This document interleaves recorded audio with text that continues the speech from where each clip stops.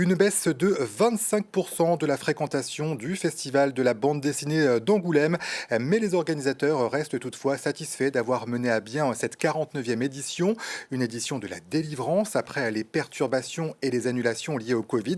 On fait le bilan avec Jérôme Debeuf et Christophe Guinaud. Des files d'attente au guichet, puis devant les stands pour les dédicaces avec les auteurs.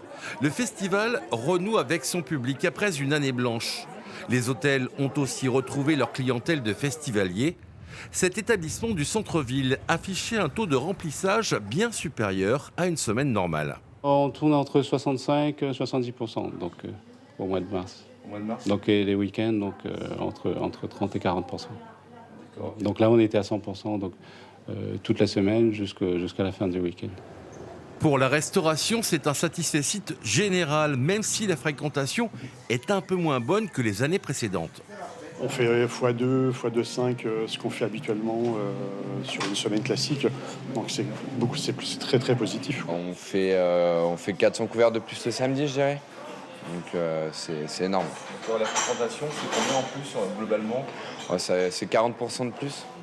Les organisateurs du FIBD ont constaté que le changement de date, le contexte économique, ont probablement impacté le nombre d'entrées au festival. On n'a pas la fréquentation de 2020, mais franchement, moi j'aurais signé, quand on s'est reporté en janvier dernier, tout était encore très très flou pour nous et angoissant.